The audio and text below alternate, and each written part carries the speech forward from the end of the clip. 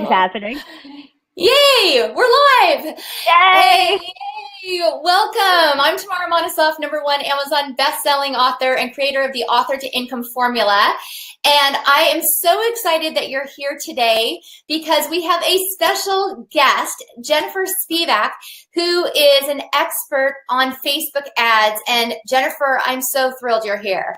I'm thrilled to be here. I'm so excited. Yeah, me too. Now, before I formally introduce you, I just want to jump in and make sure that everyone can see me and hear me. Hey, Sue, Maggie, Carol from Mexico. Cool. Molly is back and awesome. And Elizabeth, hey, good to see you. Rose from Memphis. Hello, Michaela. Okay, this is so much fun. I love seeing you here. Can you just type in the chat, type yes if you can hear and see Jennifer and me clearly. Just say yes. That'd be great. Gail from New Jersey and Rose from Memphis. Hey, John. Okay, wonderful. People are piling in. We have a lot of people registered for this event. So clearly, Jennifer, last time I looked, 658 people. That's amazing. It is. So clearly this is a topic that people need support with. And one of the things that I teach is real how-to information. Like, how can you wrap your brain around this? Because I want our community to be successful too. So that's why I was so excited when you agreed to come on to our webinar, because you have raving fans. And let me talk about a little bit about you and what it is that you're excited about, because I loved your bio. When you said you're a results obsessed. Okay, when I said that, I'm like, she's the girl for me. I say girl because Jennifer calls herself the Facebook ad girl. Otherwise, I'd call you the woman for me. Yes. Okay, Jennifer Spivak is a results-oriented digital marketing expert who lives, eats, breathes Facebook ads. I love that. And you're an entrepreneur. She's an entrepreneur, award-winning marketer, sought-after speaker, and college-level marketing professor. And she has helped hundreds of businesses generate millions of dollars of Facebook ads. Welcome to the webinar. Thank you so much, Jennifer, for joining us.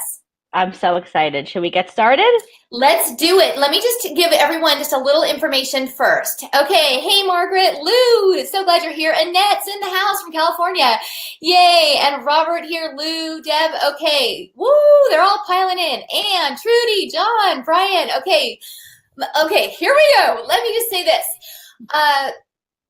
Most of us, many of us, I shouldn't say it, most of us, many of us have never done Facebook ads before, or if we have, it's like you put it out there and you have no idea what it means and why the heck am I not making any money?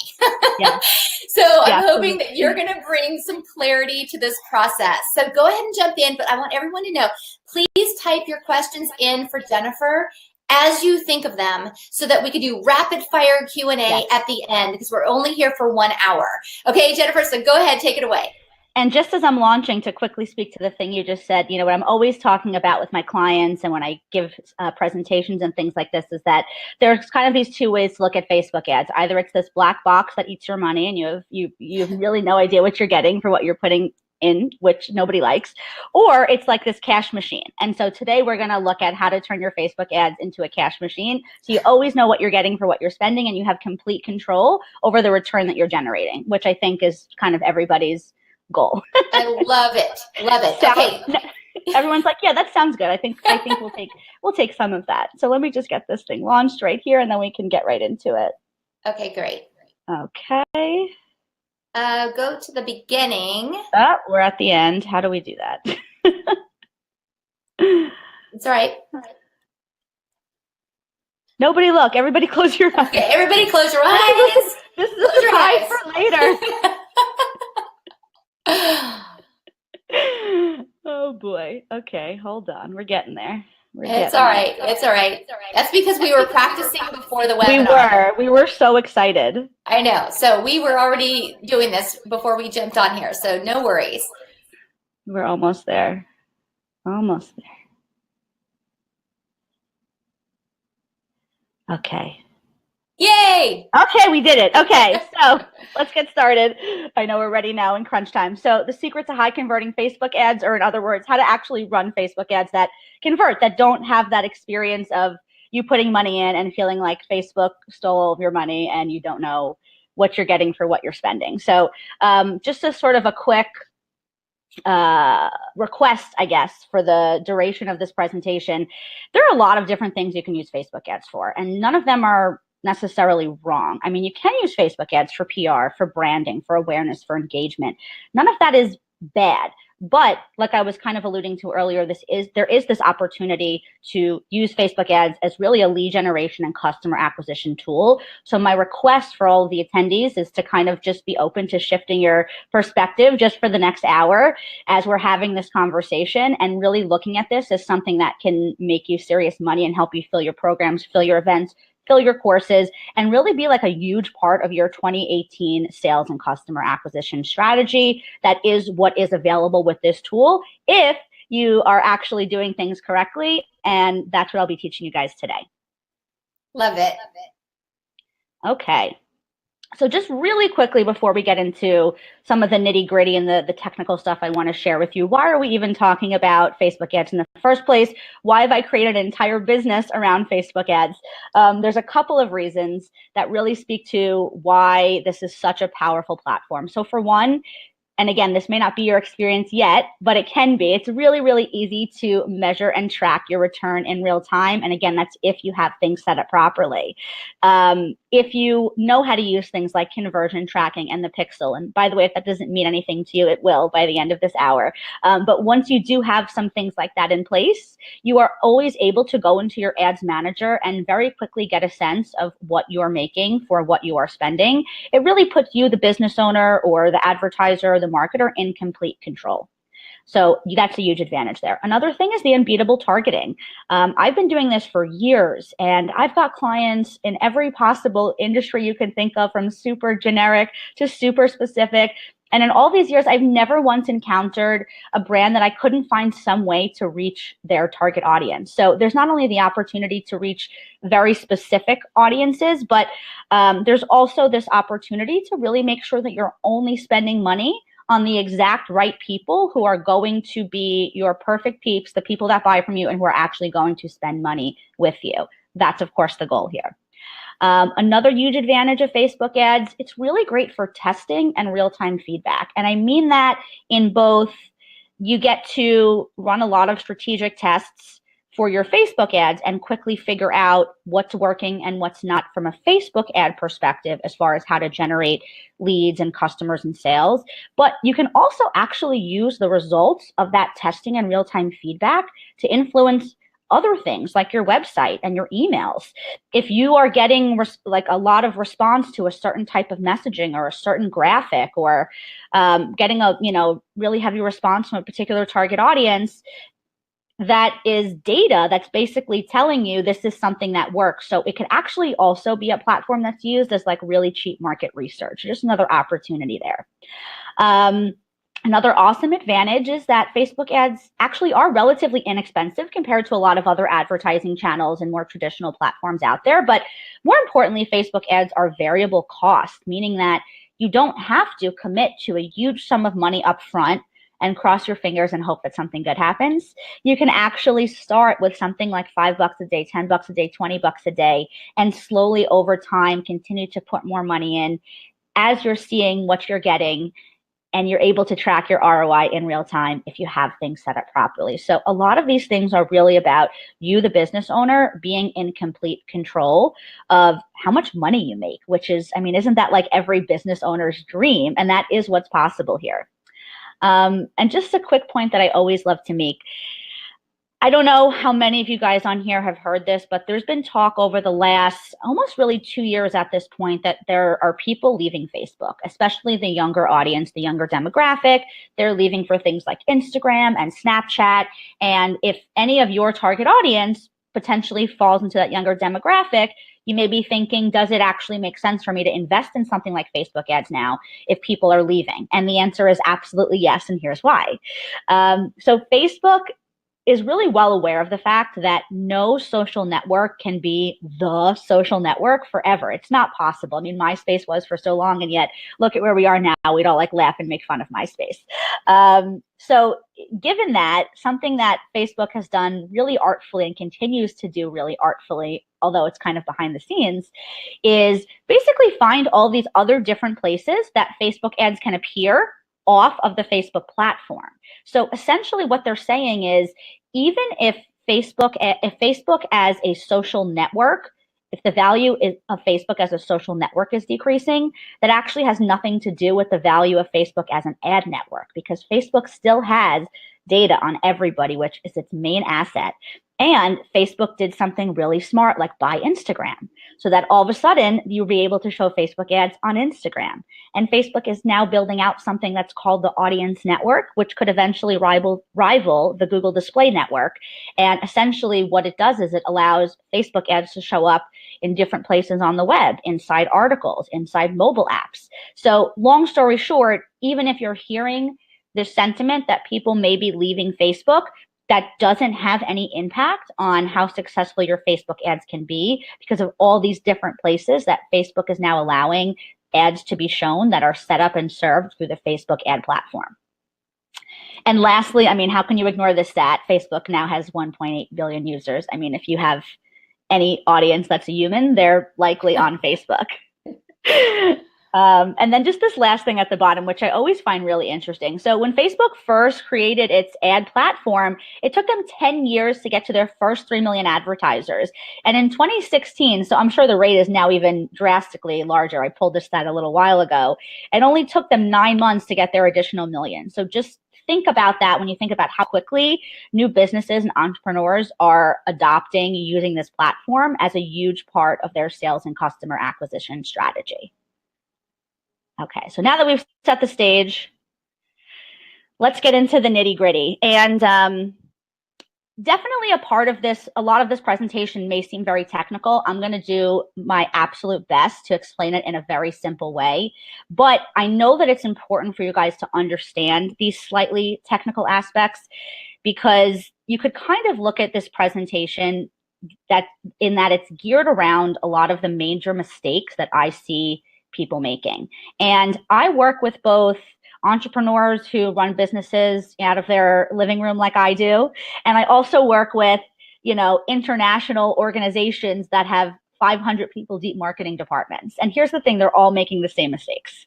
So that's the good news, by the way. You're not alone if you're making one of these mistakes. There are organizations that have been around for 100 years that are still also making these mistakes. But that's why, again, it's so important that you, again, understand these slightly technical aspects of Facebook ads. If you do, and you can avoid the mistakes that I'm going to be presenting in this, you'll actually be better off than 75 or 80% of the advertisers on Facebook, just like that, just based on these things. So they may seem small, but I promise they make a huge difference. So let's dive in. So one of the really, really common mistakes that I see a lot of business owners and entrepreneurs and marketers making with their Facebook ad campaigns is that they don't choose the right objective. And more importantly, they don't understand why that even matters. So let me just take a step back really quickly.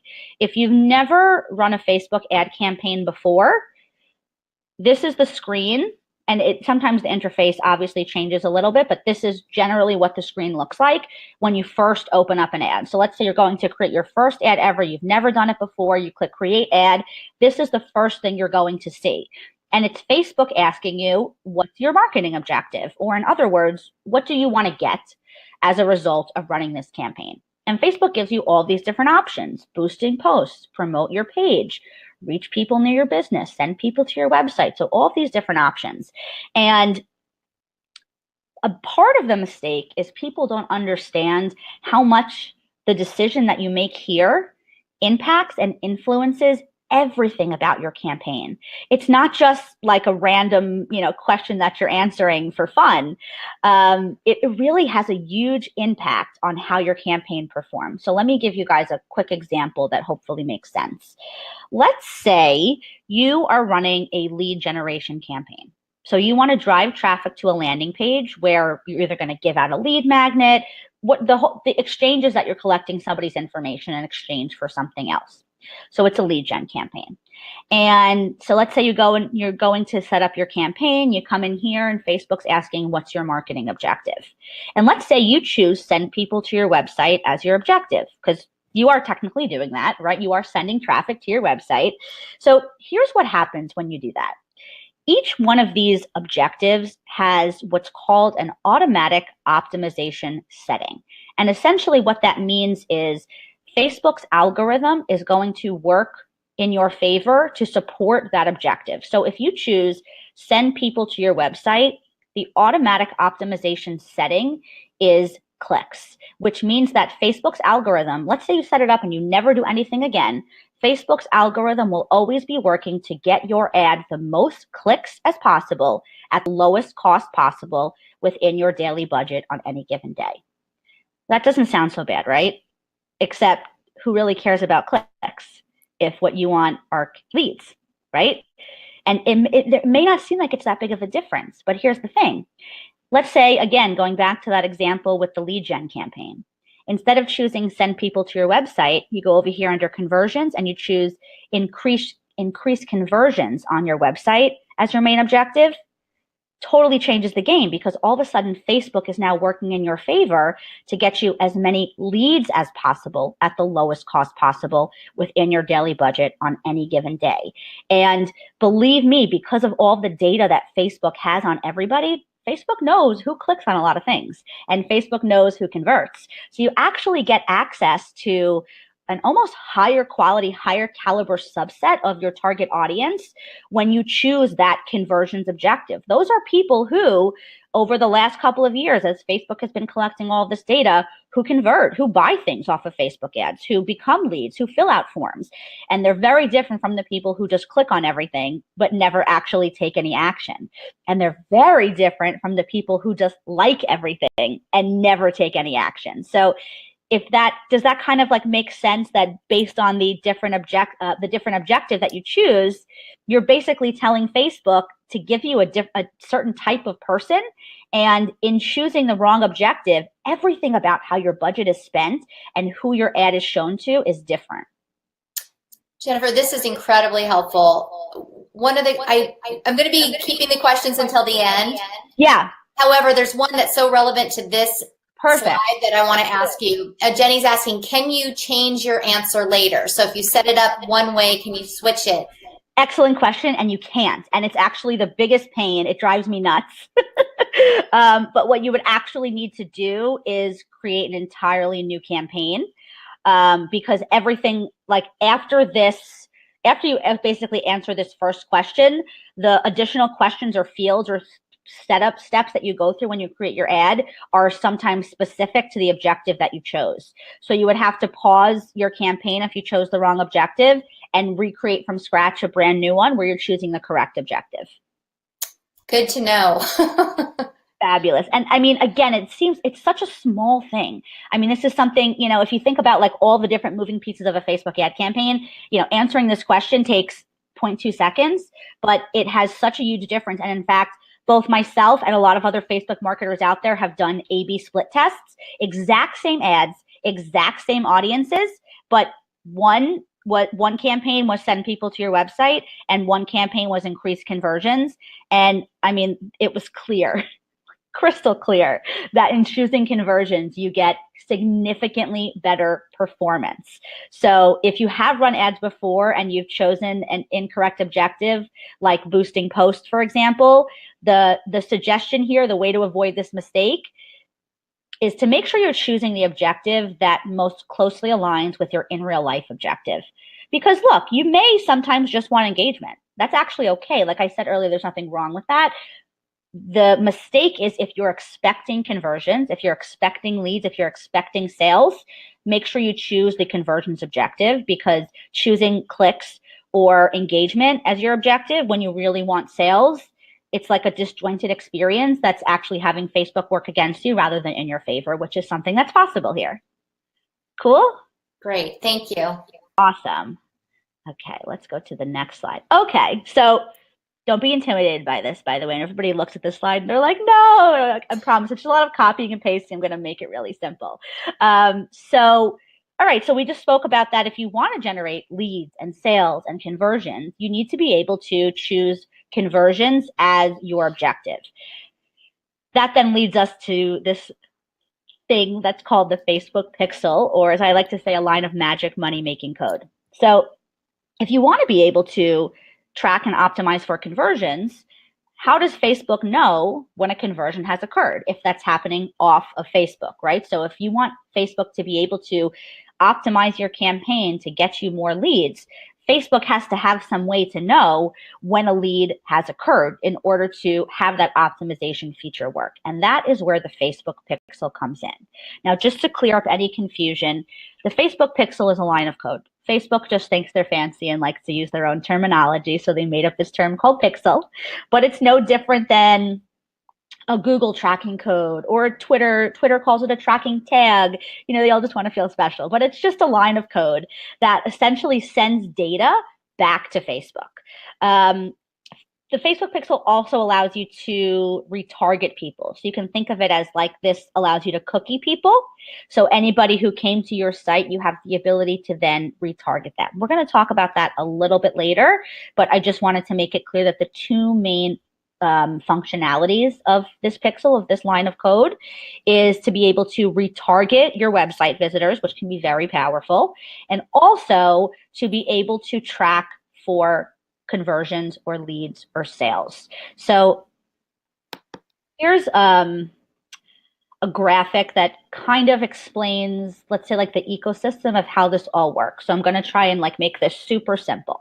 So let's just say in the top left here, that's your Facebook ad. So somebody sees that on Facebook, they click on your ad, and they go to your landing page or your website.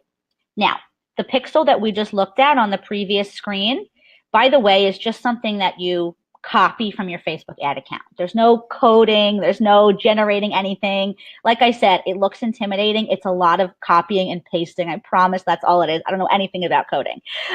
So you would literally just go into your ad account, go into the pixel section, and copy and paste what is called your base pixel. So literally just the code that Facebook gives you that is unique to each ad account.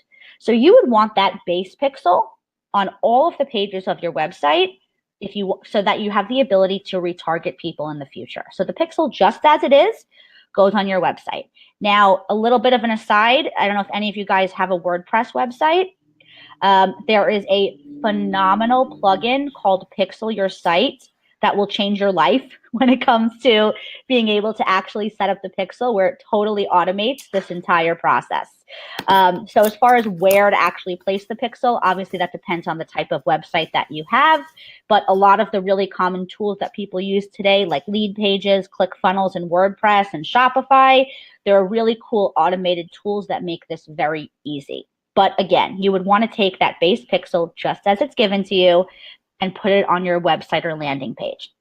Now, here's where this extra step comes in that allows you to actually track for a conversion. So let's say, click on the ad, they get to your landing page. The landing page is fill out this form to get your free guide to XYZ. Okay, so then your person's filling out the form, they hit submit, and they get sent to a thank you page.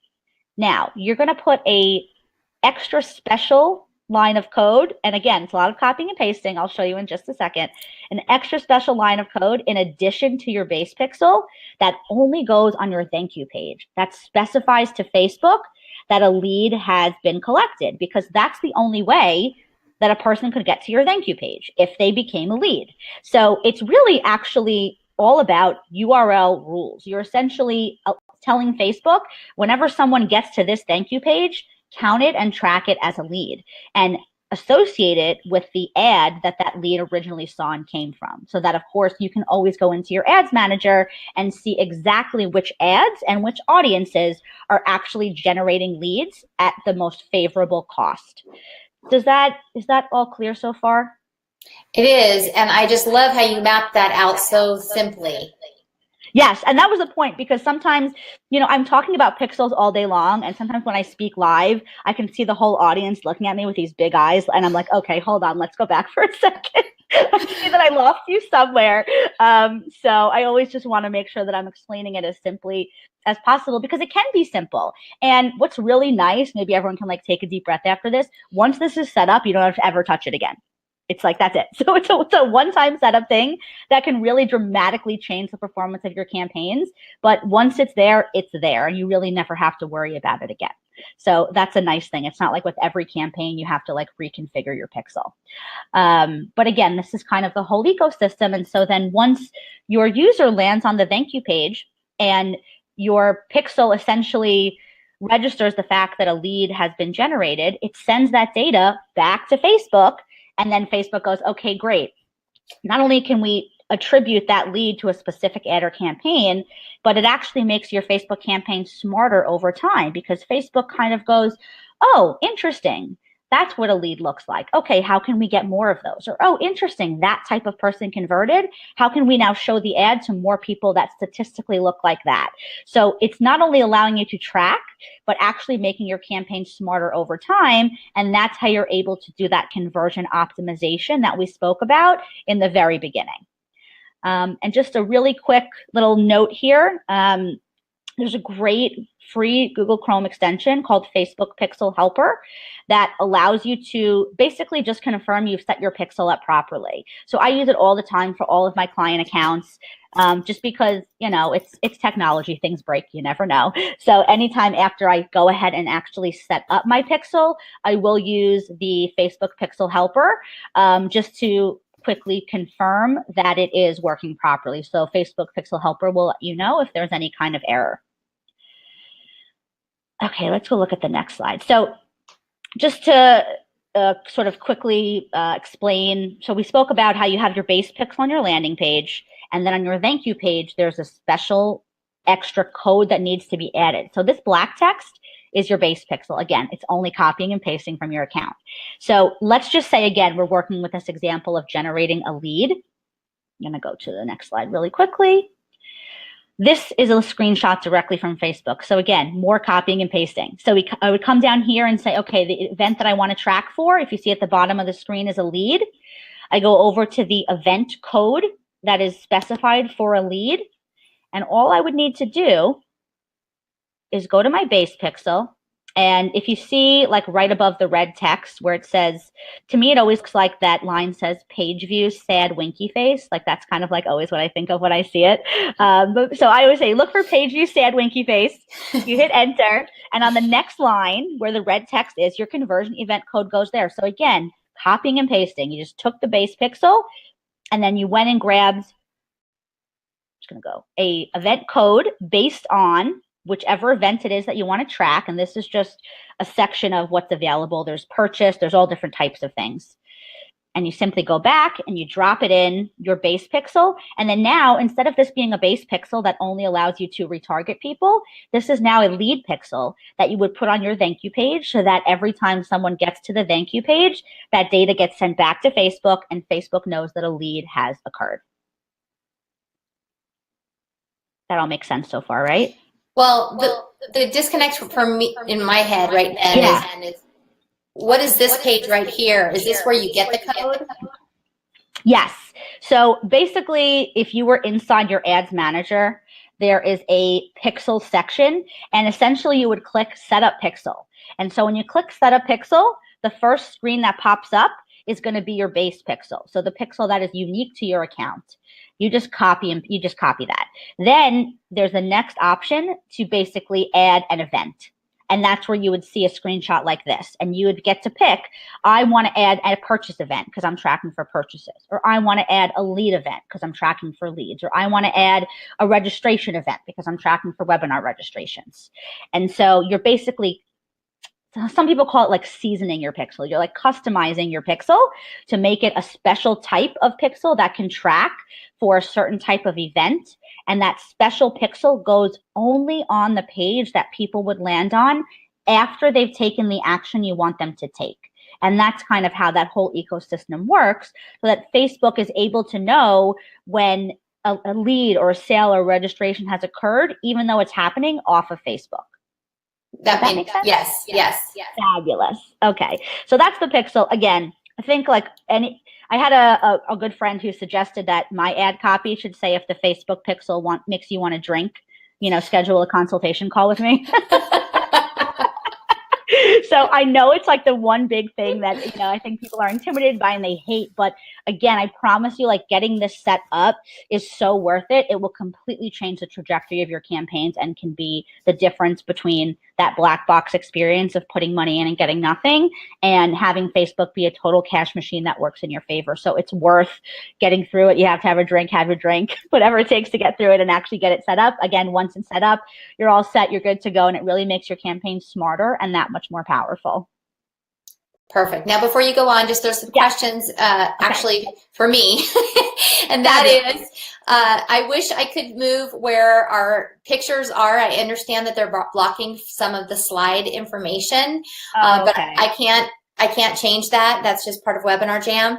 So, but the information, you can still see it, that is where the very bottom, if you're doing lead generation, that's where there would be a button for you to click to generate that code that you put on the thank you page. Is that right? Yes, exactly. Okay. I mean, even if you just see at the top, like the structure of this in the name column, that's the name of the type of event you would want to be tracking. So lead, add to cart, purchase, whatever. The description is obviously just a description of what that might be. And then the event code column is the piece you would copy and paste. So you don't have to like actually see this right now. This is available for all of you inside of your ad account.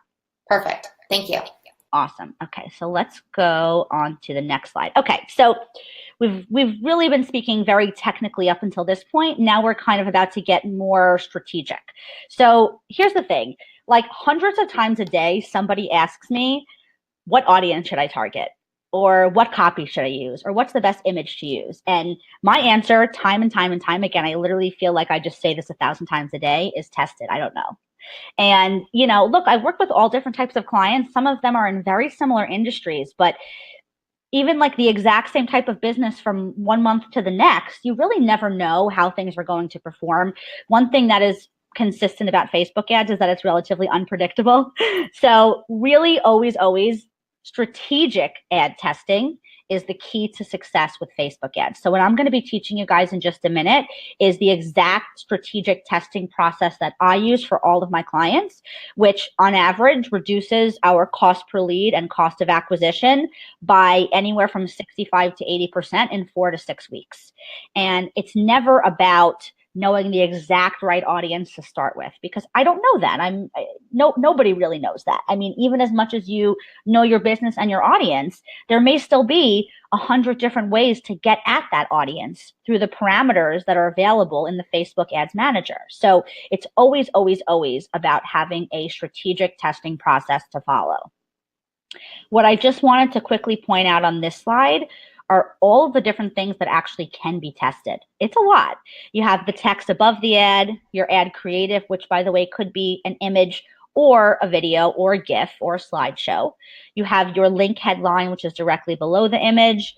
Below that, you have your link description, you have your URL, you have your call to action button, your targeting, your placement, which is where the actual ads appear, and your ad format. So it could be a video ad, it could be a link ad, it could be a carousel ad, it could be a lead ad. And if you don't know what all those things are, it doesn't even matter. I just really want to highlight how many different levers there are to pull in order to be able to find that sweet spot. And so if you spent $20 on Facebook ads doing one thing and didn't get results, and then you kind of gave up, like you potentially missed out on all the success that would be on the other side of making a little tweak or trying a new audience or changing the call to action button. So this is what I spend 90% of my life doing, which is really just, again, testing and tweaking and optimizing and looking at different things side by side, looking at what the data says, and then making decisions based on that. So again, just to get a sense of how many different factors there are.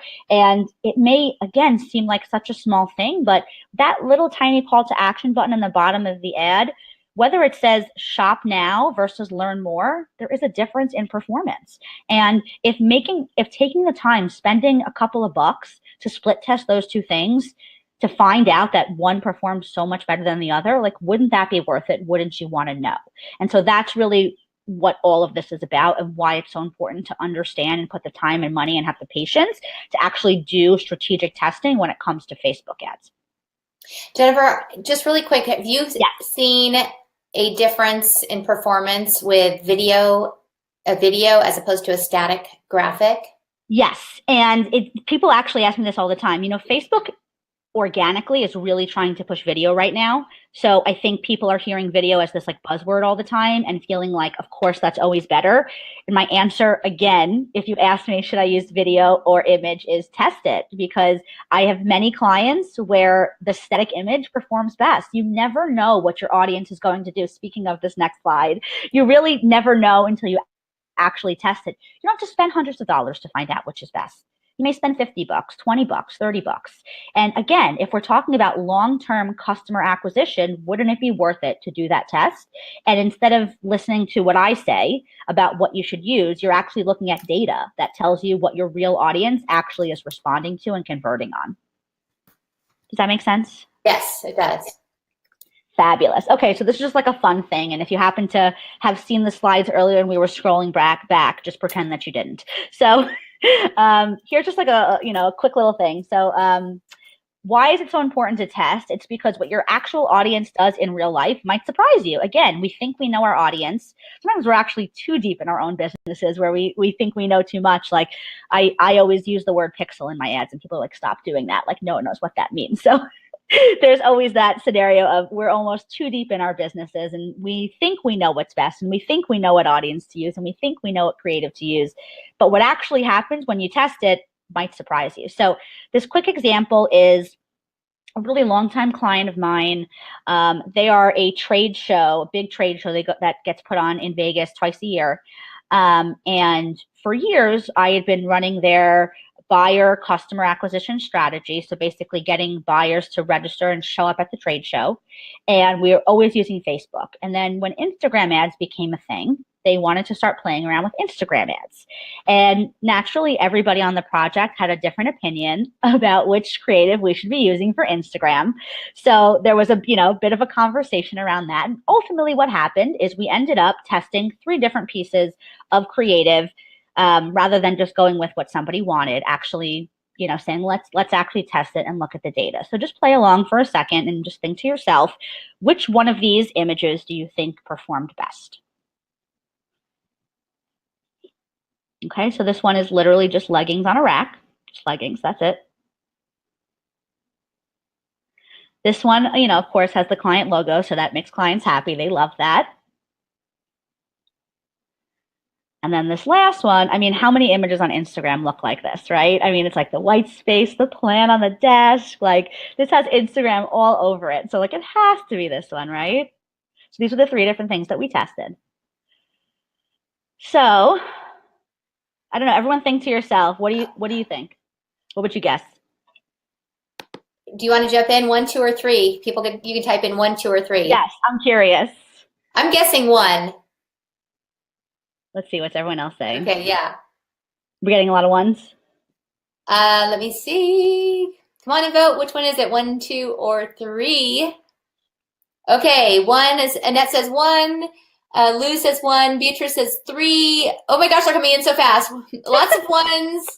There's a couple 2s and mostly 1s. Okay, cool. Well, you guys are smart because the winner by far, leggings. Now, what's really interesting is that I've given this presentation, in different ways in a couple of different places, and there always seems to be a consensus in the room or online, obviously in the online room, but the consensus tends to change based on the audience, which I just find so fascinating.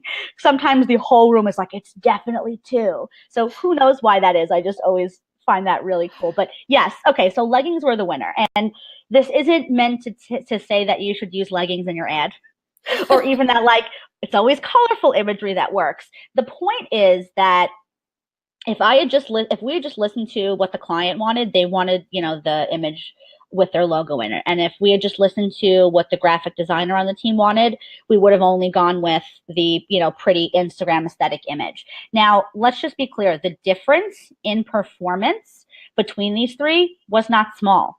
The images on the outside that are faded out got something like 9 and 10 conversions, so people actually registering to attend the trade show.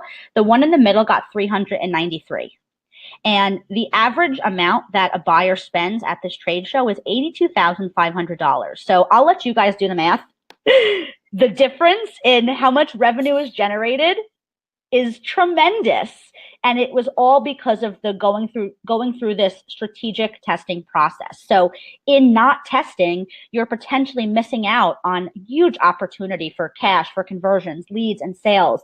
And again, it's just that question of why would you want to make your marketing decisions based on like what you think is the prettiest, when you could make those marketing decisions and where you spend your money based on actual hard data. So that's the whole reason why we test. And interestingly enough, that leggings image has become like the foundation of their customer acquisition strategy. We don't know why. It's been years later. We've had all these like beautiful professional shots and videos done. And every year, leggings always wins. So I don't know, maybe you should use leggings in your strategy, but it's always so funny to me.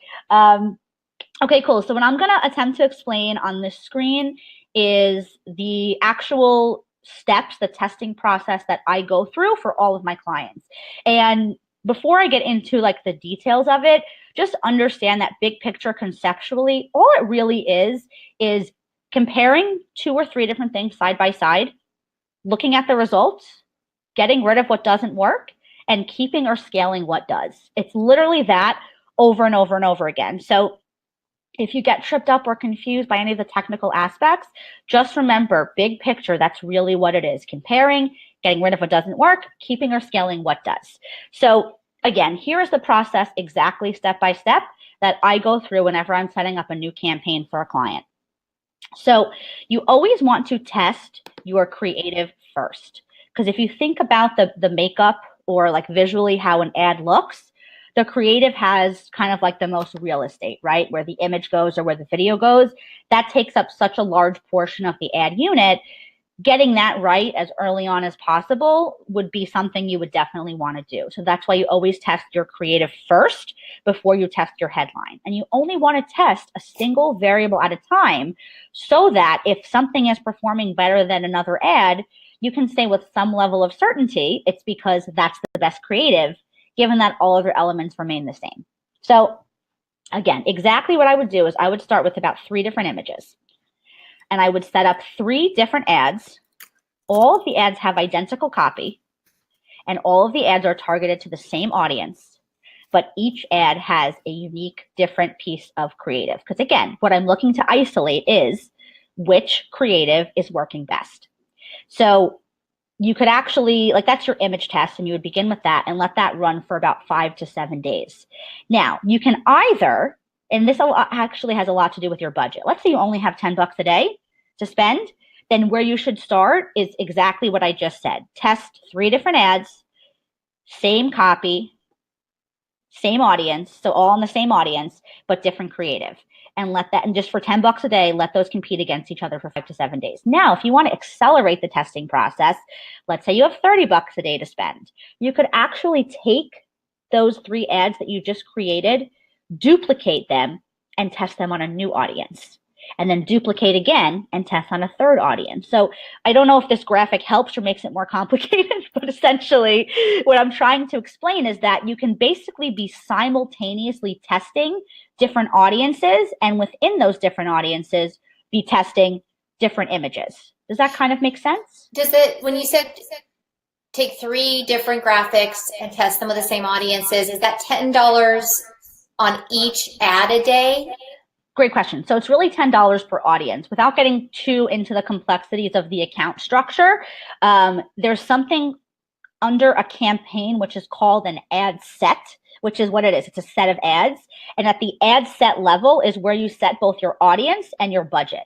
So ad set number 1 could be targeting authors, and authors gets $10 a day. And within the authors ad set, which gets $10 a day, you would be testing those 3 ads. And then ad set number 2 could be entrepreneurs. And then entrepreneurs ad set, another 3 ads, identical, $10 a day. So you're kind of letting the 3 ads inside of each audience compete for those $10 a day, in service of finding out which actually performs best.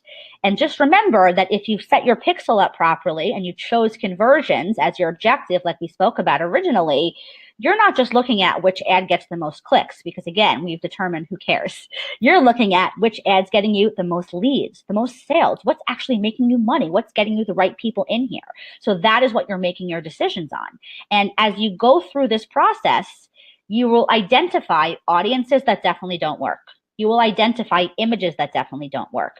The next step after you find your winning image is to take that top performing image, or sorry, to say creative, because it could be a video, and make another 3 ads. This time they all have the same creative, but they each have a different headline.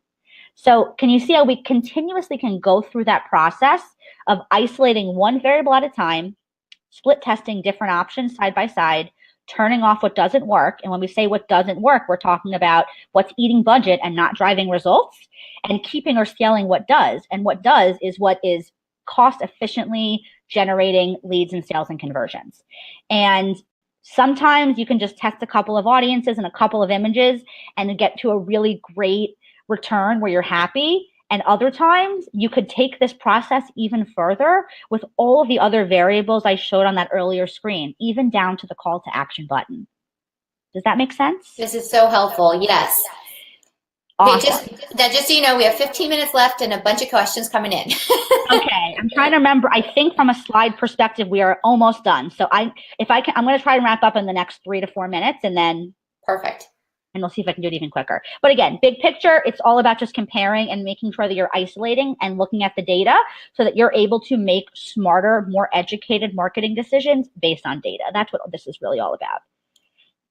Okay, so just really quickly, like a real life example of what this might look like, just so it makes it a little bit more tangible. This was a client of mine from several years ago, subscription menswear company. So you sign up, you get a box in the mail every month with either a tie or a bow tie, if that's your thing, and began the campaign by split testing these 3 different images side by side. I always say that I think that this test was broken because the cat didn't win, and that just seems insane to me, but hey, here we are. So again, interestingly enough, this really colorful image was the winner based on data, based on actual money generated, people subscribing to the box. So then that winning image was used as the basis for the next test, which was the copy test. So we tested a couple of different copy variations side by side. The winner, your dad's ties went out of style 30 years ago, stop wearing them. Okay, so then now we have this combination of copy and creative that not based on what we thought was the coolest, because I would have put the cat there, but actually based on real data, what works, what people respond to. And then we were able to use this ad to basically test and do a lot of tests around audience. You know, it's the particular job title, geography, age range, different, you know, interests, behaviors, etc. So really getting to get really deep and granular using already proven copy and creative to find the sweet spot where we're able to generate the maximum amount of return. Okay, cool. We are very close to being done. I think this is the second to last slide. So just really quickly, I won't get too much into the granular details here, but I just want to point out the ability with Facebook ads to create funnels through retargeting. So here's the thing, like Facebook, the news feed is full of other brands and advertisers and marketers trying to sell stuff to your audience. Like, that's just fact. The space is usually crowded now and continues to become even more crowded. So one touch point with a totally cold audience, someone who doesn't know who you are, is not going to turn into a sale. That's just not realistic to bank on that. But you do have the ability with Facebook ads to create funnels through retargeting. So for example, you know, if you ran a lead generation campaign and from there you ultimately wanted to upsell somebody into a $99 program, let's just say. So you would run your lead gen campaign to a cold audience because it's a give. You're basically saying, you know, I'm going to offer you this thing for free. And then what you can do in addition to everything we've talked about up until now, so you'd run your campaign, you've had your pixels set up, you choose conversion optimizations, you do your testing to find the best audiences for your lead magnet. But anyone who does actually fill out a form warm and become a lead, you have the ability to then immediately start retargeting those people with ads to your $99 program or ads to a discovery call, whatever the next step is in your funnel. So it's basically just, I am mindful of the time, so I'm not going to get super specific, but it is just a point that almost like whatever regular sales funnel you have in real life or whatever your email funnel looks like, you can actually mirror that process with Facebook ads. And it's all through these different types of what Facebook calls custom audiences. You can build custom audiences based off of an email list. You can build custom audiences based off of particular pages on your website that a person has visited. You can build custom audiences based on people who have watched your Facebook lives. All these different ways to create these very specific audiences of people and then deliver specific ads and specific content to them based on who they are and where they are in your sales funnel. Does that make sense? Yes, wonderful. Fabulous. Okay, and then I think, yes. So you want to do questions first, or should we go over this? It's up to you. So yeah, let's just answer a couple of questions, Okay, and then I know you have something special for my community that you're going to offer, but let's answer a few questions. Fabulous. Scroll on down. I've been marking them as we go. Awesome. Okay, Margaret asks, what tool do you use to design the professional Facebook ads? Like as far as the imagery, I think that's what we're asking. So I like to use Canva to create all of my images, but also Facebook, if you actually are inside the ads manager, Facebook also gives you a bunch of free stock photos that you're allowed to use in ads. So I will sometimes source from there. I actually love to test a variety of, like, let's say I'm working with a new entrepreneur. I like to test a variety of something I made in Canva, one of their own professional headshots, and then like a stock photo. And so that's like usually a good way to split test and see what the audience actually responds to. And just in the event that that question was also alluding to whether I build an ads manager or power editor, I always do now build an ads manager. I don't know if that means anything to anybody, but just in case that was the question, I do build my ads in ads manager. Okay, perfect. And Deborah was asking at the very beginning when you were talking about the distinction of whether you should select, what type of campaign to select. Mm-hmm. She said, what is the best choice to sell programs, like online programs or, yeah. If you are selling anything, conversions. There's no ifs, ands, or buts about it. If you want people to take an action beyond just clicking on your ad, always, always, always choose conversions and always, always, always have the pixel set up. Perfect. Okay, great. And Annette says, Squarespace, would I add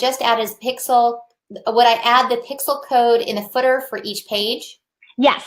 So there is, it's like in the advanced settings, I think it's called code injection, where for Squarespace, you can actually go ahead and just place your base pixel. And then if you're doing e-commerce on Squarespace, there's another section where you can specifically have a code that fires when somebody has made a purchase. And that's where you'd place your special purchase code based on that copy and paste chart that I showed you guys earlier. Okay, perfect. One more question, then I'm going to let you tell everyone about what you're offering, and then we'll jump back over. Annette says, how do you access the Facebook Pixel Helper? So it's just a Google Chrome extension. So I think the best thing to do would be literally just Google Facebook Pixel Helper. Something will come up and you can download it for free, and then it just becomes like a little icon in the top of your in your Chrome if you have that as a browser, and it will pop up on any website and let you know if any particular page or website has a pixel on there.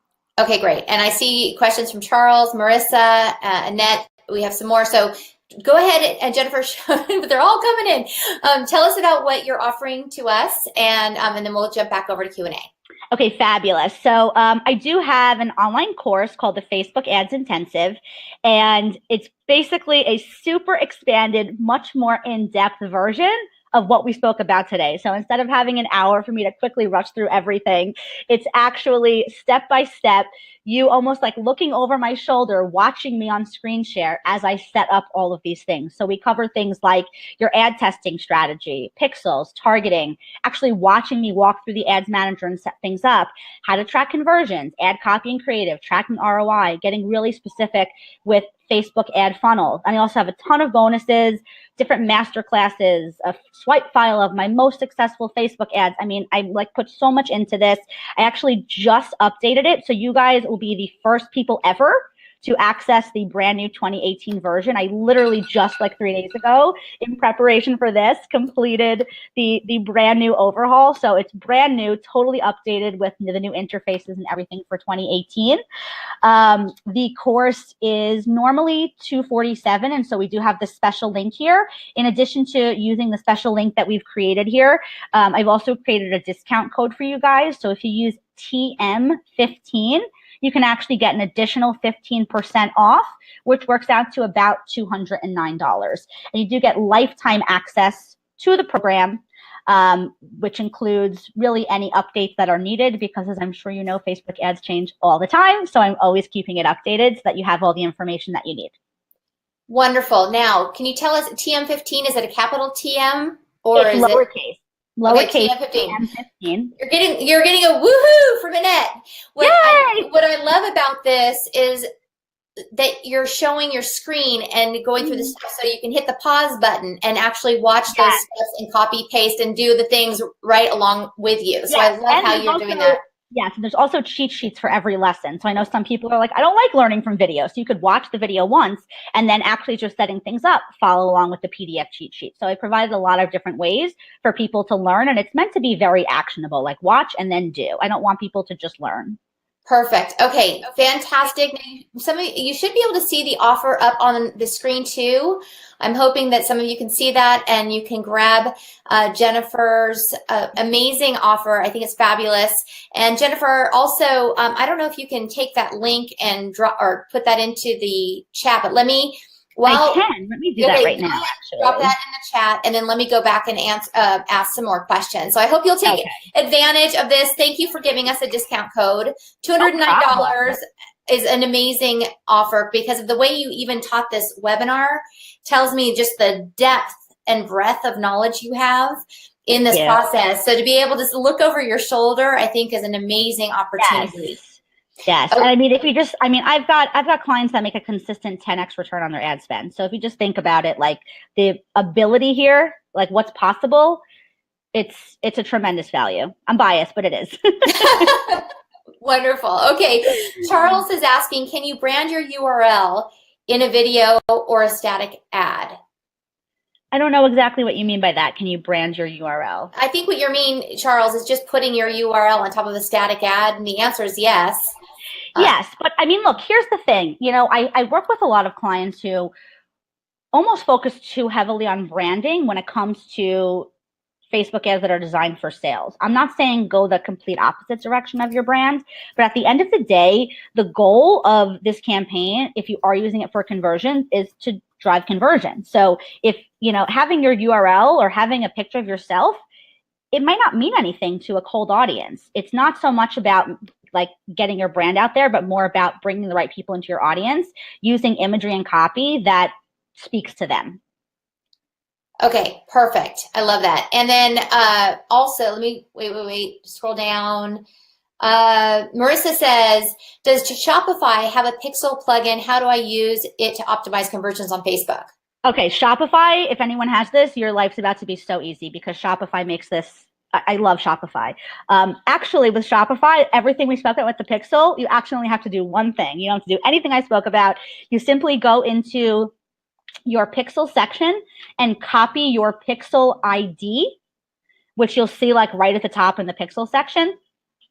Simply, I can't remember exactly where it is, but it's somewhere under settings in your online store in Shopify, where there is literally a field that says place your pixel ID here. Just copy and paste that, and everything we spoke about is automatically set up to track for conversions, to track for purchases. And not only that, but to actually have the value of the purchase pass through, so you can directly track actual ROI, because one purchase for $10 versus one purchase for $1,000 is not equal, right? Right. Yeah, that's amazing. Okay, I didn't realize that Shopify was set up that way. That's fantastic. Okay, yes. Jennifer or Divya, actually, we're putting you on the spot. Do you have any discounted done for you offers today? I didn't, but you know what? Let's make it up. So I do have 2 done for you programs. One of them is called Facebook Ads Made Easy. And it's essentially where I set this up for you, like set up your system and then train you on how to manage it. That's normally $12.95. I'll do 10% off for anybody that's on this webinar. You can actually, I don't have a code for it because I didn't set it up. You can just contact me. And I also, if I'm doing complete and total management, like I basically have a VIP management program where I become your partner in literally doing everything for you and teaching you in the process. That's normally $2,500 a month. I'll do 15% off the first month. Okay, perfect. And what is the best email so people can contact you after? Let me actually drop this in the chat, but it's js@jenniferspivak.com. Let's see if I can spell my name correctly. That would be nice. Okay, perfect. Wonderful. So, and if you want to take advantage of this, Jennifer, in terms of the online course, the thing that's nice about an online course is you own it, you have it, and it's at your disposal 24/7. Yes. Incredible. For $209, you have it at your fingertips, which is amazing. And so I hope that you'll take advantage. How long do people have to take advantage of this discount? The course, it's until Sunday at midnight. So you've got several days, about 5 days. Okay, perfect. And that's for the people who are watching the replay too. I'll send that out and Fabulous. Put the link in there too. Also, I just want to say, I know our time is up. Just really quick, Jennifer wanted you to have a gift, and let me see here. It is a Facebook ad checklist. By the way, I think I just shared it. So you should, Jennifer, can you see that? Or can you see a download button? Let's see. Can you all see a download button? Okay, I don't know if you can see it or not. I will make sure that this Facebook ad checklist is available when I send out the replay. I think what's amazing is I went through this and I wish I had had this checklist. I went through it this morning. I'm like, okay, I could have really used that when I was starting with Facebook ads. This is really valuable just in and of itself. So just for attending and watching this, Jennifer has given you her checklist. Thank you so much for joining us, Jennifer, and each one of you who joined us today. Thank you so much for being here. Thank you, everybody. Yeah, that was a wealth of knowledge. It really helped frame this whole process, and also realize it really is important to I just realized I have the last screen with everyone's asking email. I just remembered on the last screen. So there it is. There's my email. There's my website. Perfect. Okay, yeah. So if you have questions, it's js@jenniferspivak.com, and that's Jennifer's website. And thank you again. And I really appreciate how generous you've been today with this amazing content. And thank you all for being here with us today. Take good care. Bye.